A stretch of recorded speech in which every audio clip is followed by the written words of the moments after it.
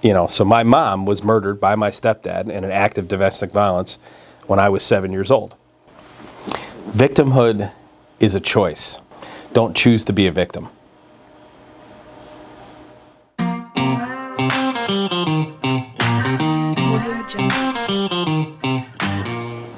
All right, hi, I'm Walker. I'm a poor kid who made good. Welcome to Adversity and Success, where we talk about all things adversity and how to translate adversity into success.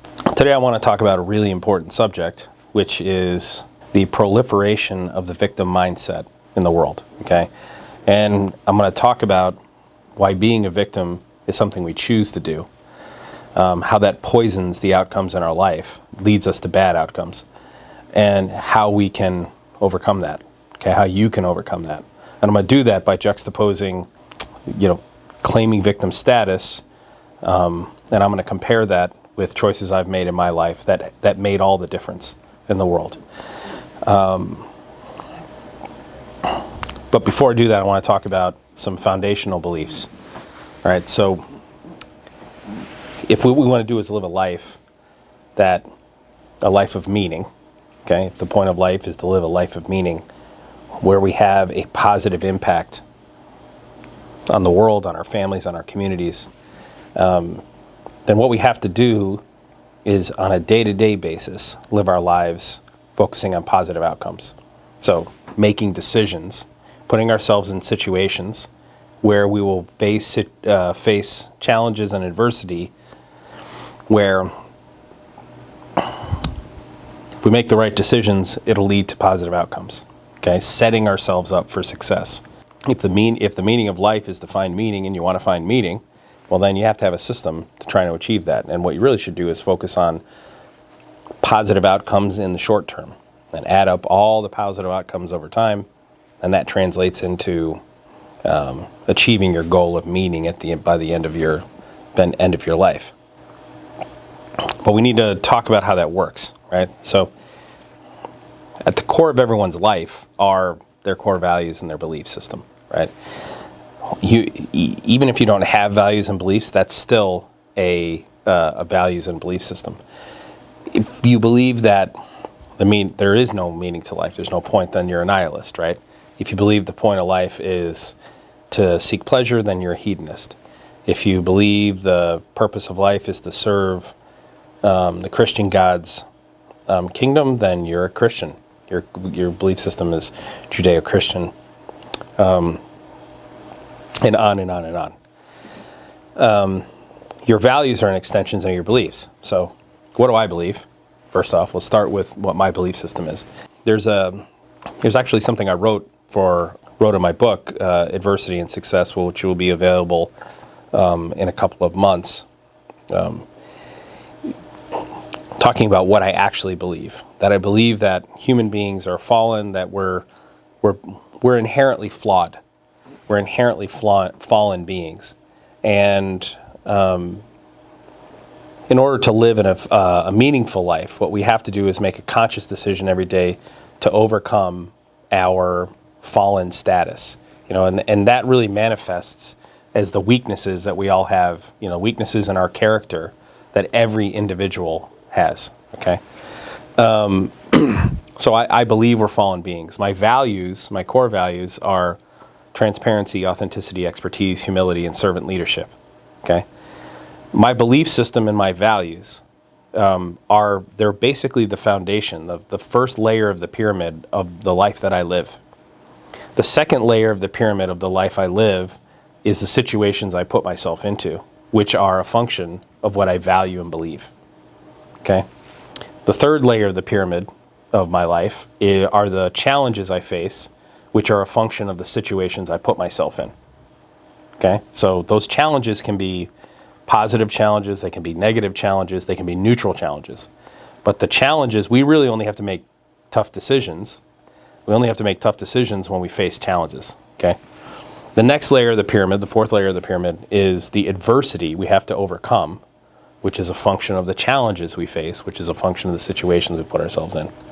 Okay, that adversity is, sometimes it's a dilemma where we have to make a choice between two relatively suboptimal outcomes, right? A dilemma is when we're faced with no good choices, but we've got to make one, right? Some adversity is dilemma. Some adversity is really clear, right? Based on, I could literally take one of my 5 core values and say, how should I overcome this adversity I'm facing right now? And it should be self-evident what my decision should be, okay? The next layer of the pyramid are the decisions I make, which are a function of the adversity I have to overcome. Those decisions should be run through the engine that is created from our values and our belief system, okay? This is our morality and our rationality, okay? But we are human beings. We are partly rational and we're partially emotional, right? But the decisions we make, they need to be rational. Those rational decisions we make need to be a function of what we believe and what we value, okay? And so our beliefs and values create this engine that we run our decision making through, okay?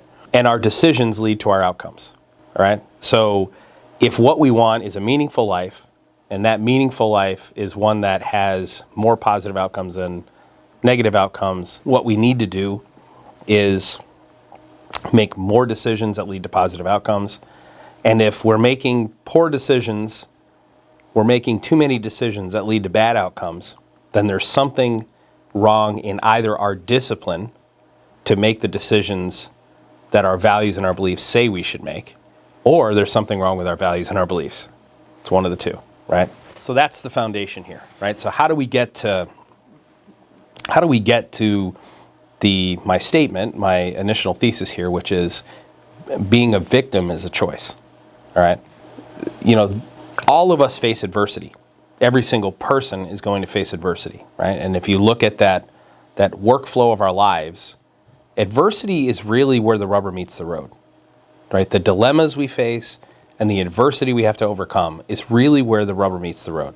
It's very easy to make the right decision when the decision is apparent, right? When there's no internal conflict over right, sort of right, enough right, and wrong, right? But also adversity is on a scale. And there's another really important concept to understand is that as individuals, our tolerance for adversity, our tolerance and our ability to overcome adversity is a function of how much adversity we face. The more adversity we face, the more adversity we successfully overcome, the higher the likelihood it is that we'll overcome adversity the next time we face it. Okay, and a really good example or an illustration is to understand that adversity is on a scale, but it's not an absolute scale. So what does that mean? Okay, if you lose a parent, like a parent dies suddenly, unplanned, you're facing adversity. It's a horrible thing you have to go through. Okay, if that's the worst thing you've ever been through, it is at 100 on the adversity scale. But if I'm a 12-year-old child and I just lost my dog, okay, and that's the worst thing I've ever gone through, to that person, losing a dog is 100 on the scale.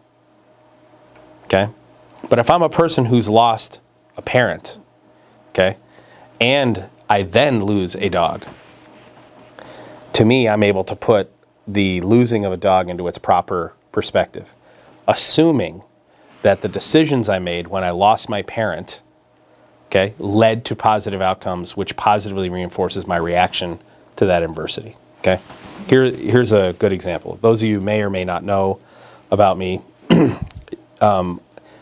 My mother was murdered when I was 7 years old. When I was 7 years old, my stepfather sent me and my half-brother to a babysitter for the night. We stayed the night with the babysitter. We went home the next morning, and she was on a couch with a sheet over her head, over her whole full body. My brother and I thought she was sleeping. We were in the room with her for 45 minutes. I eventually went over to wake her up. I pulled the sheet back, and her eyes were cloudy. She was looking at me, obviously dead, dried blood coming out of her nose. And we bolted out of there. We later found out that day that our stepfather had shot her in the head twice, and then went on the run. So my mom was murdered by my stepdad in an act of domestic violence when I was 7 years old. I was adopted by my brother's father. So we had different dads, and he picked me up that night, me and my brother, and he took me to live with him, his wife, and her 3 kids in another town. After a couple of months, my brother and I started at our new school, and one of the things that we quickly realized, like how our life actually changed in the wake of our mom being murdered, was not so much in how we felt. There was loss. There was sadness. There were a lot of tears. There was a sense of anxiety, loneliness, etc. But the way our lives really changed is in how people treated us. Because the adversity that we had faced was so much greater than the people around us had faced, they couldn't imagine how we were even functioning when we had found our mother murdered. Okay? Now, I obviously wasn't aware of this at the time, that's what was going on. At the time, I wasn't aware of it. But what I was aware of was that everyone felt sorry for me. Everyone knew of me as the kid whose mom got murdered when he was 7 years old. And everyone seemed to treat me differently because of that. And the best way to describe how they treated us differently was more like they treated us with kid gloves, and they lowered the bar. Or at least they made it clear that they would be willing to lower the bar for us. Many of the teachers, not all the teachers, but many of the teachers and guidance counselors in my community, they believed that we had a built-in excuse to fail. And they essentially encouraged us to use that excuse. Now, their intentions were pure. They believed they were helping. But in practice, what they were doing was giving us a reason to not pull up our bootstraps and accept responsibility for our outcomes. But I was blessed. Okay? My family, my parents who took us in, they didn't let us make excuses. They were a poor working class family. There were, 5 last names in my family, 7 of us growing up in a 2-bedroom trailer initially. But they never made excuses for their situation or their state, and they didn't let us either. And while I initially thought that was really insensitive on their part, and I thought they didn't care about our feelings, I soon discovered that they did care about our feelings. They told us that your feelings are valid. My stepmom, my adopted mom, told me it's okay to cry. It's okay to miss your mother. It's okay to feel that way. But it's not okay to use how you feel to make excuses for what you didn't do that you should have done. She said the best way to honor your mother is to live a life of meaning. At first, I didn't really understand what she was saying. But because they took that approach, I was never able to claim victim status. They didn't allow me to use my mom's murder as an excuse to fail. And because of that, I was never able to blame someone else for my outcomes. Okay? Fast forward a few years to when I was 12 years old, my brother and I, or my 2 brothers and I, were talking to our dad. He had served in Vietnam. And at the time, there were a lot of guys in our community who had also served in Vietnam that my dad knew through the VFW. That's how we knew. We used to go to the VFW with our dad. There were a lot of those guys at the VFW who were like going to the VA and filing for disability benefits because of what they experienced in the war, right? And we were seeing a lot of guys, 2 in particular that I really remember. One guy was a cop, the other one was a tow truck driver, who, seemingly like overnight went from being like normal guys, like normal working guys who had families that they were taking care of, to suddenly they didn't have a job anymore and they were getting checks for $5,000 or $6,000 a month, and they were hanging out the park and riding their motorcycles. And we thought it was weird because my brothers and I did, because they were filing for these benefits 15 years after after they got out of the war, longer than that actually. And for 15 years they coped. So we asked our dad, Dad, how come you're not filing for those benefits? Like, my dad was an angry person, clearly had PTSD. He, woke up, he had sweats in the middle of the night. He, sometimes loud noises startled him really badly in a way that's not typical. And so we asked him why he wasn't getting those benefits and, why he wasn't doing this. And he said, because I'm not broken. He said, I'm not broken. He said, was the war hard? Yes. Did I lose friends? Did I have friends die? Yes. Did I see dead bodies and carnage, things that I couldn't unsee when I closed my eyes to go to sleep at night? Yes. He said, but that didn't break me. I'm not broken. He goes, in many ways, it's been a strength for me, a blessing, because at 19 or 20 years old, I went through the worst thing I'm ever going to go through in my entire life. That's the top of the bar for his adversity. And it made all other adversity that he experienced the rest of his life pale in comparison. It made his tolerance for adversity much higher, especially if he made the conscious choice to not be a victim and overcome that adversity. It gave him a superpower, a coat of armor. And he said to us, I'm not a victim. And he goes, and what I experienced in the war is a strength. And he said, and you boys losing your mother is a strength too. You just don't know it yet. And that changed my life. From that moment, I was 12 years old, I made a promise to myself. I made the decision that day that if my stepfather, who had killed my mom, had asked me for forgiveness, I would give it to him. I mean, I had a right to hate him forever. No one was ever going to blame me to go through my life and use the death of my mom as an excuse for my outcomes. But I made a conscious choice not to. I made another conscious choice as well. I made a conscious choice to avoid those teachers and guidance counselors who lowered the bar for me, who were willing to lower the bar. And I made a conscious choice to gravitate towards those who raised the bar higher. Okay? And a couple of those, I had amazing teachers, I had amazing guidance counselors, and I don't ever remember coming across one growing up who knew my story who didn't want to do something positive in my life. I don't ever remember anyone who seemed to not empathize or care.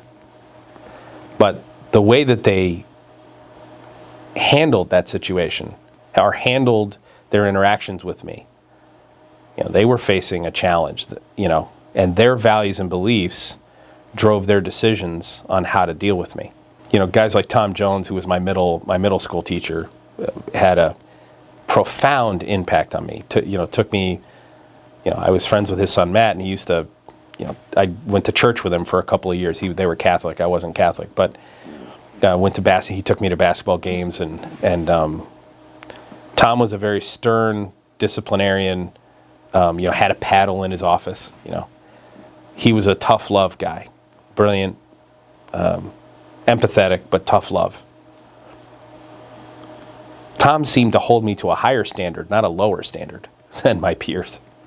John Cotmell, he was one of my math teachers in high school, and Mr. Cotmell held me to a much higher standard than the rest of my peers. And that higher standard he held me to, drove me to academic success in high school. I was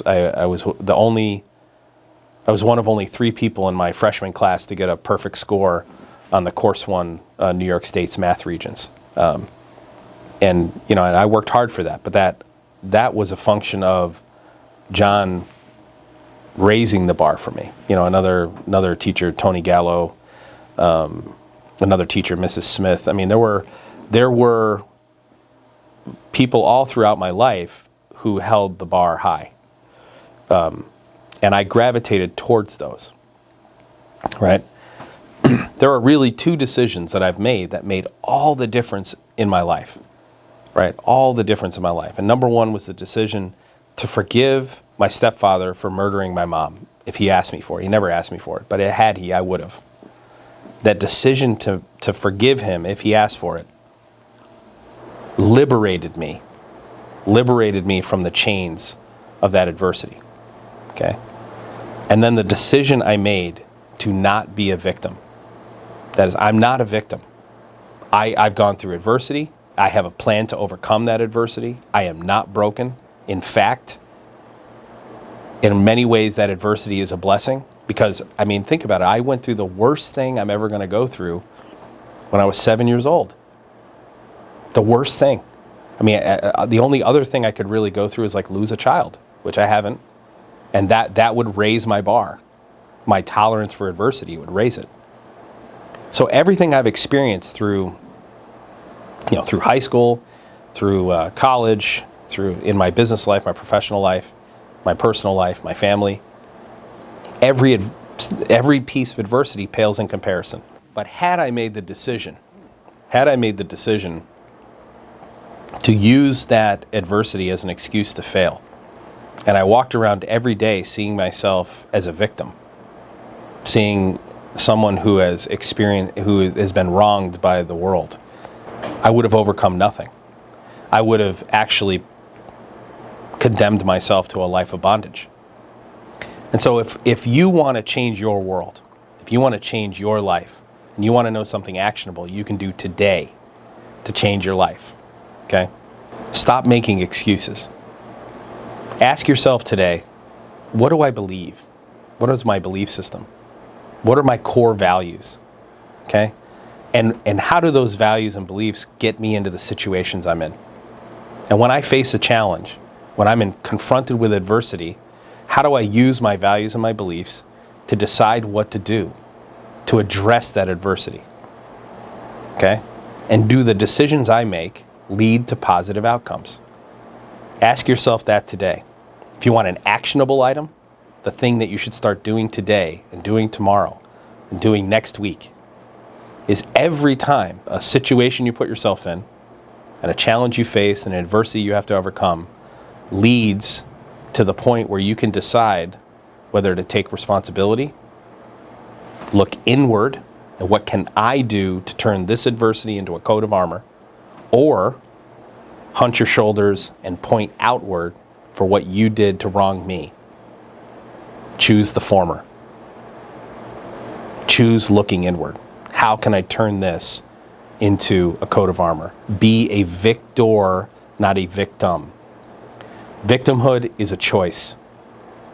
It is not something that happens to you. Okay? There is nobody in the echelons of success in this world. Okay, the most successful people in the world, myself included. I own 49 companies. Okay, I'm a person who makes a difference in the world. I'm a father, I'm a husband, I'm a leader, I'm an entrepreneur, I'm a civic-minded community member. It took a lot of work to get there.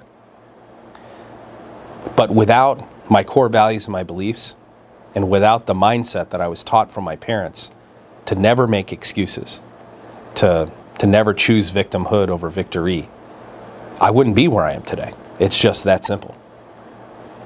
And the people who are still watching this video saying, how can you even function? You found your mom dead with 2 bullet holes in her head. She looked up into your eyes. How can you even go to sleep at night? My answer is because I chose victory and I turned it into a coat of armor. Nobody none of my peers, I promise you, none of them ever choose victimhood. None of them. And you shouldn't either. All right. Thanks for watching, and I'll see you in the next video. I want to say thank you to our sponsor, 4.0 Solutions, which is sponsoring, I think, all of our videos for the next 90 days.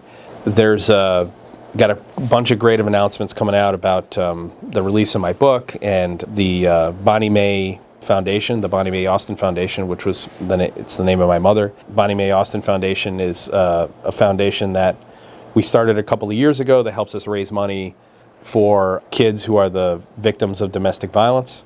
We help raise money for scholarships to send them to school, because generally a kid who loses a parent to domestic violence loses both parents at the same time. When your mom gets murdered, it's almost always your dad.